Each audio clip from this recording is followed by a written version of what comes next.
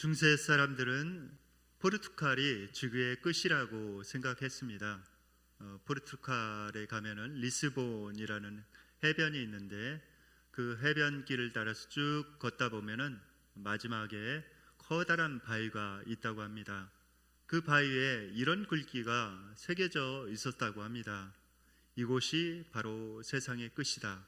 더 이상은 없다라고 그런 글귀가 새겨져 있었다고 합니다. 그런데 중세 사람들은 그 글을 믿었습니다. 이곳이 바로 세상의 끝이다라고 생각했던 것이죠.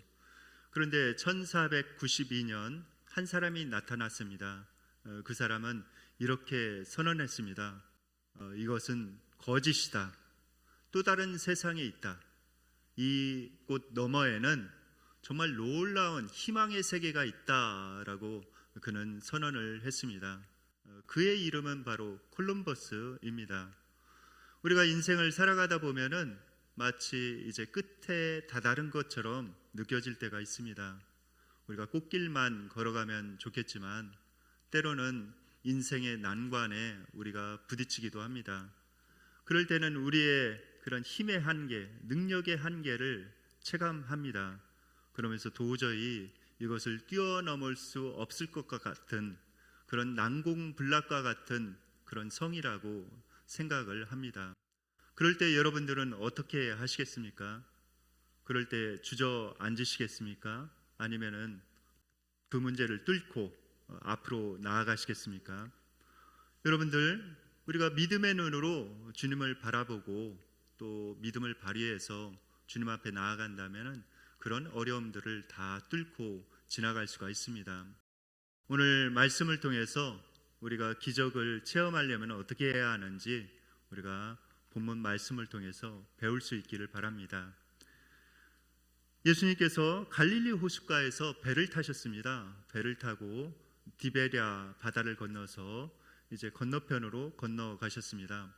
그런데 예수님께서 건너편으로 가시자마자 이제 산으로 올라가십니다. 왜 산으로 올라가셨을까요? 그 이유는 많은 사람들이 예수님을 따르고 있었기 때문에 그렇습니다. 많은 사람들이 예수님께서 기적을 행하시는 것을 보고 또 많은 사람들을 고쳐주심을 보고 이제 놀라서 많은 사람들이 예수님을 따랐던 것입니다. 그래서 예수님께서는 아마도 그 군중들을 피해서 산에 올라가서 쉬기도 하시고 또 산에 올라가서 기도도 하시기 위해서 올라가셨던 것 같습니다. 그런데 수많은 그런 군중들이 예수님을 따라서 산으로 올라간 것입니다. 그리고 예수님과 며칠을 그곳에서 보냈습니다. 예수님께서는 그 무리들을 보면서 그들의 영적인 필요도 아셨지만은 그들의 육체적인 그런 필요도 아셨습니다. 이제 그들이 우리와 함께 있음에 그들이 이제 식량이 다 떨어져서 줄였을 것이다 라고 예수님께서는 생각하신 것입니다. 이제 예수님께서 그들의 상황을 보고 이제 빌립에게 이렇게 말씀을 하십니다. 요한복음 6장 5절 말씀 다 함께 읽으시겠습니다.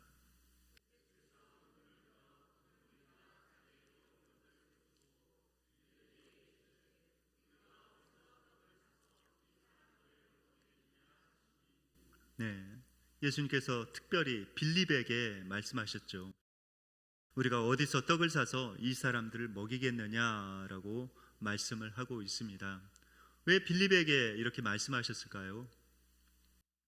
그것은 예수님께서 빌립이 굉장히 이성적인 사람이라는 사실을 알고 있었기 때문에 그렇습니다. 빌립은 굉장히 논리적이고 이성적인 그런 사람이었습니다. 예수님께서는 그것을 뛰어넘기를 원하셨죠. 빌립은 이제 예수님의 그런 질문에 이렇게 대답을 합니다. 이 사람들 이렇게 보니까 한 10,000명 정도, 그러니까 남자의 수만 5,000명이니까 여자와 또 아이들까지 숫자를 합친다면은 10,000명 정도는 되었을 것입니다. 이 사람들 다 먹이려면은 200데나리온 이상이 필요합니다라고 이렇게 말씀을 드립니다. 요한복음 6장 6절 7절 말씀 다 함께 읽으시겠습니다.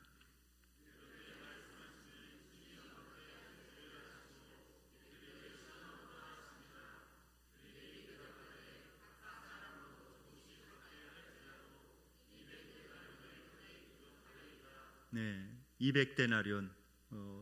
요즘 가치로 따지자면 얼마 정도 들까요? 우리가 계산하기 쉽게 하기 위해서 노동자 일일치 그 임금을 10만 원이라고 이렇게 치면은 당시 1데나리온이 노동자 일일 품삯이었기 때문에 약 2천만 원 정도 됩니다. 적지 않은 돈입니다. 그 돈이 있어야 이 사람들을 사서 먹일 수가 있습니다. 그런데 그 큰 돈이 우리에게 없고 또 그 돈이 있다고 하더라도 어디에서 떡을 사다가 이 사람들을 먹일 수 있겠습니까? 라고 이제 빌립이 예수님께 반문하고 있는 것이죠. 그러면서 이제 빌립이 이렇게 예수님께 말씀드리는 것과 똑같습니다. 그러니 이 사람들을 동네로 내려 보내시죠. 그래서 먹을 것을 사 먹게 해 주십시오라고 요청을 하고 있는 것이죠. 그런데 이제 빌립의 반응과는 다르게 안드레는 예수님의 말씀에 대해서 이렇게 반응하고 있습니다. 다른 성경 구절, 똑같은 장면을 묘사하고 있는 성경 구절을 보면은 너희가 먹을 것을 주라라고 예수님께서 명령하셨죠. 그럴 때 안드레는 그 말에 순종해서 이제 이렇게 행동합니다.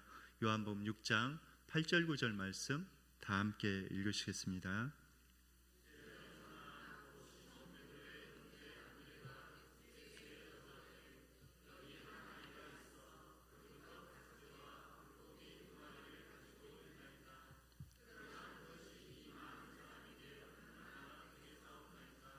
네, 안드레는 즉각적으로 예수님의 말씀에 순종하였죠. 그 많은 사람들을 어떻게 먹일 수가 있겠습니까? 그런데 안드레는 예수님께서 말씀하신 그 말씀에 즉각적으로 순종해서 먹을 것을 찾아 나섰습니다. 이제 한 소년이 물고기 2마리와 보리떡 5개, 도시락을 들고 있는 것을 발견하게 되었습니다. 그 소년을 주님 앞으로 인도하였던 것이죠. 여러분들, 우리가 어떤 어려운 일을 만났을 때 이런 자세가 굉장히 중요합니다. 정말 내가 할 수 없는 것처럼 큰 일을 만났을 때, 그 난관을 만났을 때 어떻게 해야 되는가? 먼저는 내가 할 수 있는 일을 하는 것입니다. 안드레처럼 제가 할 수 있는 일을 먼저 해보겠습니다 라고 해서 먼저 내가 할 수 있는 일을 하는 것이죠. 그런 다음에 나머지 것은 주님께 맡기는 것입니다. 거기에서부터 이제 기적이 시작되는 것이죠. 그리고 주님 앞에 솔직하게 이렇게 아뢰 드려야 합니다. 현재의 상황은 이렇습니다. 현재 이게 만여 명이나 되는 사람들을 먹여야 되는데 우리가 가지고 있는 것은 보리떡 5개와 물고기 2마리 뿐입니다. 현재 나의 능력은 이 정도입니다. 제가 도저히 이것을 이겨나갈, 이것을 극복해 나갈 그런 힘이 없습니다. 능력이 없습니다. 라고 솔직하게 인정하는 것이 필요합니다. 거기에서부터 하나님의 역사는 시작되는 것이죠. 하나님께서는 정말 능력이 있다고 생각하는 사람, 나는 능력이 있고 지혜가 있고 나는 뭐든지 할 수 있습니다 라고 생각하는 사람을 쓰시지 않으십니다. 하나님께서는 어떤 사람을 쓰시는가? 지극히 작은 자, 그 사람을 쓰십니다. 성경 말씀을 다 함께 읽어보시겠습니다. 이사야서 60장 22절 말씀입니다. 다 함께 읽으시겠습니다.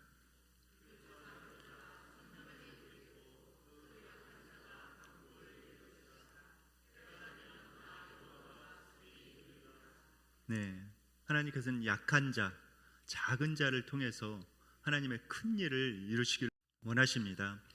여러분들 모세를 기억하실 것입니다. 모세 어떻습니까? 이집트의 왕자지요. 이집트에서 고등부 교육을 받았습니다. 그리고 굉장히 그가 이렇게 구술에 능하다고, 말하는 데 능하다고 기록이 되어 있습니다. 모든 또 애굽의 학술에 능한 사람이었다고 성경은 기록하고 있죠. 그래서 모세가 자신의 능력으로 이스라엘 백성들을 구원하려고 했습니다. 그러나 하나님께서는 그때 모세를 사용하지 않으셨죠. 그를 광야학교로 보내셨습니다. 그래서 모세가 그곳에서 철저하게 훈련받게 하셨습니다. 그리고 낮아지게 이렇게 하셨죠. 나중에 40년 후에 하나님께서 그를 찾아가셨을 때 그는 정반대의 태도를 이렇게 보입니다. 하나님께서 명령을 내리셨을 때 그가 이렇게 말하죠. 저는 입술이 둔한 자입니다. 저 같은 사람을 어떻게 사용하시려고 하십니까? 라고 그가 하나님 앞에 반문하고 있습니다. 그런데 하나님께서는 그 모세를 사용하셨습니다. 재능이 출중하고 말이 아주 뛰어나다고 생각하고 있을 때는 사용하지 않았지만 저는 입술이 둔한 자입니다. 저는 능력이 없습니다. 라고 고백했을 때 하나님께서는 그를 통해서 역사하시기 시작하셨습니다. 여기에 하나님 나라에 놀라운 비밀이 있는 것이죠. 하나님께서는 약한 자, 또 작은 자를 사용하셔서 하나님의 역사를 이루어 가십니다. 하나님께서 하나님의 나라에 대해서 비유하시면서 겨자씨 비유를 하셨죠. 여러분들 겨자씨 매우 작습니다. 직접 보시면은 꼭 먼지처럼 보입니다.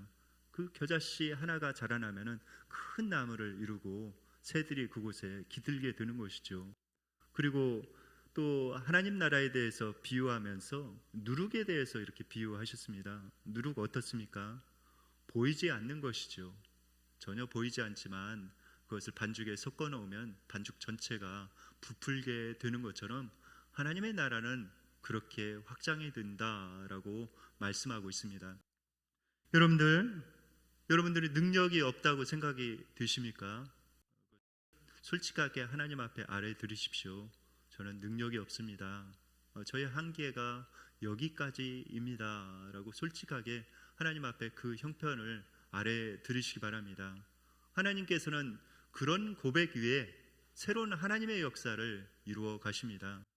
오늘 본문에 보면은 이제 안드레가 그 소년을 데려와서 물고기 2마리와 보리떡 5개를 예수님께 바쳤습니다.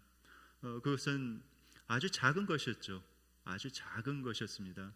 당시 보리떡은 이게 나귀나 이런 말에게 이렇게 주었다는 기록이 전에 내려오고 있습니다. 그러니까 이게 굉장히 하찮은 음식이라고 이렇게 볼 수가 있죠. 또 여기에 보면은 물고기라는 그런 단어가 나오는데 이 물고기는 어떤 물고기입니까? 성경에서는 이 물고기에 대해서 익투스라고 이렇게 표현하기도 이렇게 하는데 특별히 이 요한복음에서는 또 옵사리온이라는 그런 단어를 이렇게 썼습니다. 익투스, 물고기를 이렇게 뜻하죠. 옵사리온 역시 물고기를 뜻합니다. 그런데 차이점이 있습니다. 이 익투스라는 그런 단어는 모든 물고기를 이렇게 뜻하지만은 옵사리온은 어떤 물고기를 뜻하냐면은 아주 작은 물고기를 뜻합니다. 어떤 물고기냐면은 이제 어부들이 그물을 던져서 물고기를 잡아서 이제 시장에 내다 팔려고 큰 물고기를 이렇게 고릅니다. 그리고 나서 이제 시장에 팔 수 없는 작은 물고기들, 상품적인 가치가 없는 것들은 그냥 해변가에 이렇게 버려둔 것이죠. 그런데 가난한 사람들 먹을 것이 없기 때문에 그 물고기를 주워다가 이제 소금에 절여 두었다가 그것을 익혀서 식량으로 이렇게 사용했다고 합니다. 그러니까 이 소년이 가지고 있는 이 물고기는 우리가 생각하는 커다란 물고기가 아니라 매우 작은 그냥 어부들이 버리는 그런 하찮은 그런 물고기였습니다. 그러나 이 소년에게는 굉장히 소중한 것이었죠. 한 끼를 해결할 수 있는 굉장히 소중한 그런 음식이었습니다. 작은 것이지만 자기의 최선을 하나님 앞에 드렸을 때 놀라운 하늘의 역사가 일어났습니다. 그 10,000여 명 넘는 그런 사람들을 먹이고 12광주리의 차게 거뒀던 것이죠. 여러분들 어떤 인생의 난관에 부딪혔을 때 내가 할 수 있는 최선의 것을 하나님 앞에 먼저 드리고 또 내가 순종하는 것이 필요합니다. 그럴 때 하나님께서는 그것을 통해서 역사하는 것이죠. 진인사 대천명이라는 그런 말이 있습니다. 이 말은 내가 할 수 있는 것은 최선을 다해서 하고 나머지 것은 하나님께 맡긴다는 그런 의미가 들어가 있습니다. 그런 자세가 필요한 것이죠. 내가 할 수 있는 것은 내가 하고 하나님께 나머지 것은 맡기는 것입니다. 그럴 때 그 순종을 통해서 하나님께서는 역사하십니다. 이사야서 55장 8절 9절 말씀 다 함께 읽으시겠습니다.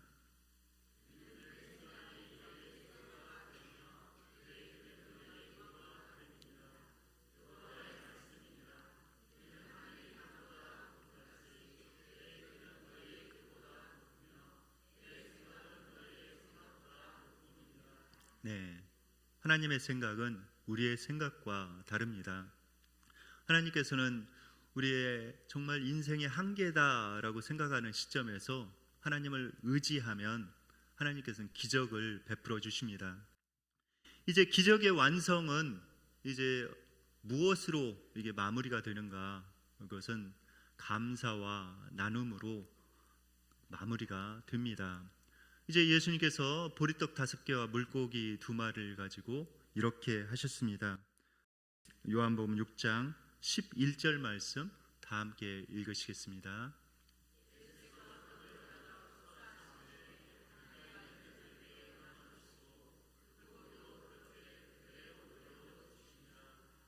네, 예수님께서 떡을 그 다음에 물고기를 가지신 다음에 어떻게 하셨습니까?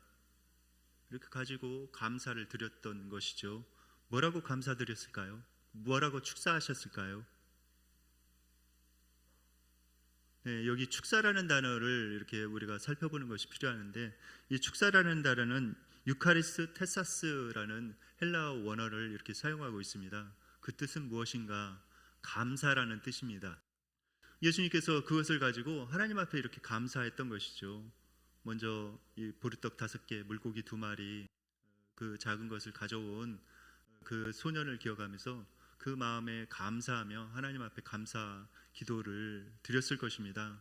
그런 다음에 이 일용할 양식을 주신 것에 대해서 하나님 앞에 감사 드렸을 것입니다. 이 감사를 통해서 하나님께서는 역사하십니다. 특별히 예수님께서는 이 감사하면서 미리 이렇게 감사하셨습니다. 주님, 하나님 아버지, 이 보리떡 5개로 물고기 2마리로 이 만여 명이 되는 이 사람들을 먹이실 것을 감사드립니다 라고 선불 감사를 드렸습니다. 여러분들, 이 선불 감사 이거 굉장히 중요합니다. 믿음은 바라는 것들의 실상이요 보지 못하는 것들의 증거니라고 말씀하고 있죠. 여러분들, 선불 감사는, 미리 감사하는 것은 믿음이 있어야 그렇게 감사할 수가 있습니다. 그리고 하나님께서는 그 믿음을 통해서 역사하십니다. 이 조엘 오스틴이라고 여러분들 잘 아실 것입니다. 긍정의 힘이라는 책을 썼죠. 이 조엘 오스틴이 젊었을 때에 어머님이 많이 아프셨다고 합니다. 불치의 병에 걸려서 이제 병원에서는 나을 수 없는 그런 병이었다고 합니다. 그런데 이 조엘 오스틴이 하나님 앞에 감사했대요. 하나님, 우리 어머니 고쳐주실 것을 감사합니다 라고 선불 감사를 계속했다고 합니다. 하나님 앞에 감사하면서 이렇게 기도를 하자. 이제 그런 감사의 기도를 드린 지 3달째 되는 날이었다고 합니다. 이제 병원에 가서 진찰을 했는데 그 병이 깨끗하게 치유되었습니다. 하나님께서 그 감사의 기도를 들으신 것이죠. 제가 알고 있는 한 목사님도 유 목사님이라고 계시는데 그분도 그 몸에 젊었을 때 이게 불치의 병에 걸렸습니다. 그런데 사람들이 자꾸 그 건강에 대해서 물어보는 거예요. 어떤 날은 이제 병원에 가서 진찰을 받았는데 이게 심각하다는 그런 진단을 이렇게 받았습니다. 그런데 이제 사람들이 또 물어보죠. 어떻게 병원에 잘 다녀오셨습니까? 몸은 어떠십니까? 이렇게 물었을 때 이 목사님이 그렇게 대답을 했다고 그래요. 다 설명하기가 귀찮으니까 다 나았습니다. 이제 괜찮습니다. 감사합니다 라고 이렇게 대답을 했다고 합니다. 물어보는 족족 그렇게 대답을 했다고 합니다. 다 나았습니다. 이제 괜찮습니다.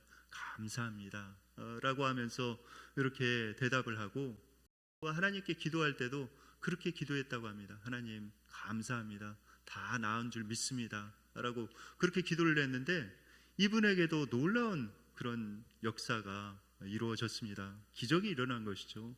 나중에 병원에 가서 이렇게 진찰을 해보니까 깨끗하게 사라진 거예요. 그 병마가 깨끗하게 사라지고 치유된 것입니다. 여러분들도 한번 해보시기 바랍니다. 감사의 기도, 선불 기도를 해보시기 바랍니다. 여러분들, 이 감사하는 거 굉장히 중요하죠. 감사의 반대말은 무엇입니까? 원망입니다. 원망, 불평이죠. 원망은 무엇입니까? 책임 전가적 기질을 말씀하고 있습니다. 쉽게 말하자면은 다른 사람을 탓하고 환경을 탓하고 그런 것이죠. 이것이 우리의 삶에 굉장히 안 좋은 영향을 끼칩니다. 하나님의 기적을 이렇게 가져오는데 커다란 장애물이 바로 원망이요 불평입니다. 원망과 불평은 얼마나 큰 죄인지 모릅니다. 우리가 성경을 읽어보면 출애굽 시에 많은 사람들이 원망 불평함으로 말미암아서 약속의 땅인 가나안 땅에 들어가지 못했죠. 우리의 삶 가운데서도 가만히 살펴보면은 이 원망과 불평이 얼마나 큰 영향을 끼치고 있는지 우리가 어렵지 않게 알 수가 있습니다. 우리나라 많은 남편들 중에 이제 아내에게 함부로 이렇게 대하는 그런 사람이 있습니다. 그런데 아내에게 함부로 대하면 어떻게 됩니까? 그 독소가 아내의 마음 가운데 이렇게 다 쌓이는 것이죠. 그 독소가 어디로 갈까요? 부메랑이 되어서 남편에게 다시 오는 것입니다. 불평하고 원망하고 이렇게 안 좋은 것들을 이렇게 뿌려나가면은 그것이 고스란히 자기에게 부메랑이 되어서 돌아오는 것입니다. 자기의 생명이 완전히 이렇게 독소로 가득 차서 생명이 죽어가는 것이죠. 아내 역시 마찬가지입니다. 남편을 향해서 성경을 보면은 남편을 존대하고 존귀히 여기고 남편의 권위를 세워주라고 그리고 남편을 이렇게 따르라고 이렇게 기록이 되어 있습니다. 그런데 그것을 무시하고 이렇게 함부로 대한다면 어떻습니까? 남편 마음 가운데도 그런 독소가 이렇게 쌓이는 것이죠. 그리고 그 독소가 뿜어져 나와서 결국 아내도 힘들어지는 것입니다. 그 생명이 싹 사라져 가는 것이죠. 그렇다면 이 문제를 어떻게 해결할 수가 있을까요? 이 문제를 해결하려면은 바로 먼저 선불감사를 이렇게 해야 합니다. 선불감사를 누가 해야 합니까? 성숙한 사람이 먼저 해야 합니다. 내가 더 성숙한 사람이다 생각하는 사람이 선불감사를 먼저 해야 돼요. 그래서 악순환에서 선순환으로 그것을 바꾸어 넣어야 합니다. 그래야 생명의 역사가 일어나는 것이죠. 비단 남편과 아내의 관계뿐만 아닙니다. 자녀와의 관계도 마찬가지고 우리가 사회생활을 하면서 직장에서도 또 사회에서도 교회에서도 마찬가지입니다. 내가 먼저 선불감사를 해야 되는 거예요. 그것을 심어나갈 때 상대방도 역시 그런 감사를 나에게 표현해 나가고 그것이 생명이 되어서 우리의 삶이 윤택해져 가는 것이죠. 여러분들 이 감사를 꼭 실천해 보시기 바랍니다. 어느 한 분이 이 감사를 실천하기로 결심을 하고 1년 동안 매일 한 가지씩 자기가 감사할 거를 찾아서 감사해 보겠다 이렇게 결단을 하고 그것을 실천했다고 합니다. 그래서 이분이 나중에 그 365일 감사를 하면서 변화되었던 그 경험을 책으로 이렇게 발간을 하셨습니다. 놀라운 변화가 그분에게 생겼습니다. 가정에서 먼저 놀라운 변화가 생겼습니다. 그분의 아내에게 또 가족들에게 매일 한 가지씩 감사할 거리를 찾아서 감사했다고 합니다. 그러자 가정의 공기가 변해들어요. 공기가 정말 감사의 분위기로 생명의 에너지가 이렇게 넘치게 되고 정말 행복 바이러스가 가정에 들어와서 가족들이 행복해졌다고 합니다. 서로 감사하면서 서로 칭찬하면서 격려하는 그런 가족이 되었다는 것이죠. 또 이분이 가정에서 뿐만 아니라 그것을 이제 삶 속에서 또 특별히 직장 안에서도 그것을 실천했다고 합니다. 그러자 직장 사람들이 한 번도 받아보지 못한 그런 말이죠. 직장에서 누가 이렇게 감사하고 칭찬해 줍니까? 별로 감사하지 않고 칭찬해 주지 않죠. 상대방을 깎아내리기에 이렇게 세상 사람들은 바쁩니다. 그런데 이분이 감사를 표현하는 거예요. 감사하면서 칭찬해주고 격려해주고 그러자 동료들이 이 사람들을 굉장히 귀하게 보았습니다.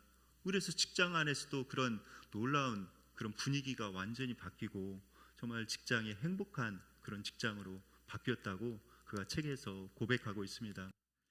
우리가 이것을 좀 이렇게 실천했으면 좋겠습니다. 이런 감사의 삶, 하루에 한 가지 감사의 것을 찾아서 내 입술로 표현해 보는 것, 특별히 사람들 앞에서 또 하나님 앞에서 그 감사를 표현하는 것, 이런 훈련을 해 나갔으면 좋겠습니다. 시편 50편 23절 말씀 다 함께 읽으시겠습니다. 시편 50편 23절 말씀입니다.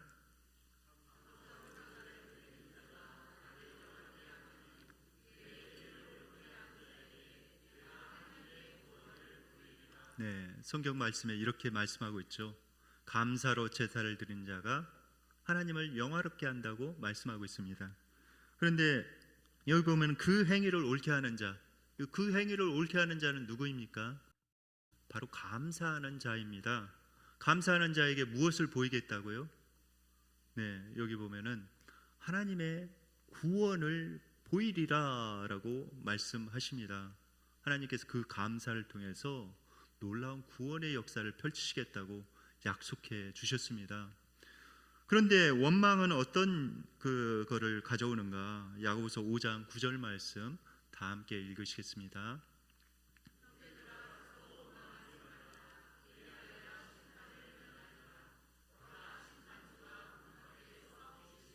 네, 서로 원망을 하면은 결국은 심판을 받게 된다라고 말씀하고 있죠. 우리의 삶 가운데서도 심판을 받고 나중에 주님 앞에 섰을 때에도 심판을 받겠다는 말씀입니다. 우리가 이 원망을 버리고 감사하는 훈련, 이것은 의지적으로 해야 됩니다. 우리가 의지적으로 노력을 하셔야 돼요. 그리고 하나님의 기적은 어디에서 이제 맞춰지게 되는가? 떼어줌에서 이제 완성이 되어집니다. 예수님께서 이제 감사를 하시고 그냥 감사만 하고 그 떡을 떼어주지 않았더라면 어떻게 되었을까요? 그냥 보리떡 5개 그대로 남아 있었을 것입니다. 그런데 예수님께서 그것을 떼어 주셨죠. 나눠 주셨을 때에 놀라운 역사가 일어났습니다. 그것을 다 그 많은 사람들이 다 먹고 12광주리에 가득 채우게 거뒀던 것이죠. 여러분들, 이 나눔에 기적이 있습니다. 우리가 이 잘 나누는 훈련들을 또 잘 해 나가야 합니다. 그것을 통해서 하나님께서는 하나님의 나라를 확장하시고 또 놀라운 기적을 베풀어 주십니다. 제가 이제 사역을 하면서 전도를 굉장히 많이 하는 그런 권사님을 이렇게 만났습니다. 제가 맡은 교구에 그런 권사님이셨는데 그 권사님이 그 1년이면은 4, 50명을 이렇게 전도해 오십니다. 그리고 그 권사님이 전도해 온 그런 사람들이 다 교회에 이렇게 정착을 하여서 한 교구를 이루고 있습니다. 몇백 명이 여러 구역을 만들어 가지고 교구를 이루고 있는 것이죠. 어떻게 해서 저분은 저렇게 전도를 많이 할까? 저는 이제 그분하고 같이 다니면서 신방을 많이 하면서 그 비결을 알게 되었습니다. 이분이 이제 자신이 살고 있는 그 지역을 그분은 그렇게 표현을 하더라고요. 이곳이 나의 밭입니다. 나의 밭이요, 나의 사역지입니다. 라고 이야기를 하면서 그분이 이제 신방으로 가는데 지나가면서는 그냥 지나가지 않습니다. 무엇인가 이렇게 사가지고 작은 캔 음료라도 하나 이렇게 사가지고 요즘 어떻게 지내십니까? 사업은 잘 되십니까? 라고 하면서 안부를 이렇게 간단하게 묻고 이렇게 지나가는 것을 보았습니다. 그런데 그분이 그곳에서 30여 년을 이렇게 사셨는데 30여 년 동안 한결같이 그렇게 하신 것입니다. 처음 그렇게 호의를 베푸면 사람들이 어떻게 생각합니까? 이분들이 이렇게 생각하는 것이죠. 나를 교회로 이렇게 데려가려고 그러나? 라고 이렇게 생각을 합니다. 그런데 그것이 1년, 2년, 10년, 20년, 30년 그렇게 계속 한다면 여러분들 어떤 기분이 들겠습니까? 아, 이분이 정말 나를 사랑하시는구나, 이런 생각이 들게 될 것입니다. 그렇게 안 들 수가 없죠. 그렇게 10년, 20년, 30년 동일하게 그렇게 하시는데, 그러면서 그분한테 그런 사랑을 받은 그 사람들이 마음을 활짝 여는 것입니다. 그래서 이분이 이야기를 하면은 팥으로 매주를 쓴다고 해도 이렇게 받아들이는 거예요. 이분을 전적으로 신뢰하는 것입니다. 그래서 이제 교회에 가자라고 하면은 그분들이 이제 다 교회에 와서 이제 또 생명의 말씀을 듣고 예수님 믿고 교회에 정착하고 그렇게 이제 구원받게 된 것이죠. 여러분들, 우리가 이게 작은 거, 큰 거 나눌 필요도 없습니다. 아주 작은 거 이거 하나씩 이렇게 나누는 훈련을 잘 해 나가야 합니다. 우리 교회에서 111 운동을 좀 했으면 좋겠어요. 이것은 무엇인가? 첫 번째는 매일 한 가지씩 감사의 것을 찾아서 감사 표현하는 훈련, 이것을 해 나갔으면 좋겠습니다. 그리고 또 한 가지 일은 무엇이냐? 그것은 일주일 동안 한 사람을 품고 그 사람을 위해서 기도하고 그 사람에게 안부 묻기. 그리고 마지막 일은 무엇인가? 그것은 한 달에 한 번은 작은 것이라도 나눔을 실천하기. 그것을 우리가 했으면 좋겠습니다. 그 작은 것 같지만 그것을 실천할 때 하나님의 놀라운 역사가 일어납니다. 이제 말씀을 정리하도록 하겠습니다. 하나님의 놀라운 기적을 체험하려면 어떻게 해야 합니까?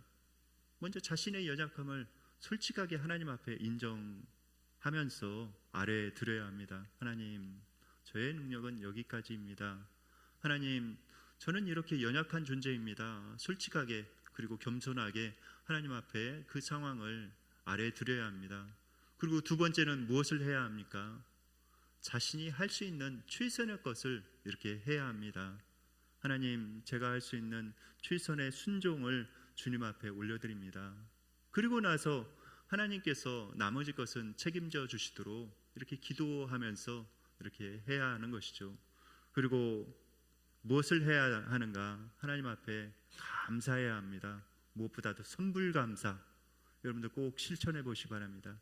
그리고 나눔을 실천할 때에 하나님께서는 나의 삶을 통해서 놀라운 기적의 역사를, 구원의 역사를 우리의 가정 가운데, 일터 가운데, 우리 교회 가운데 행해 주실 것입니다.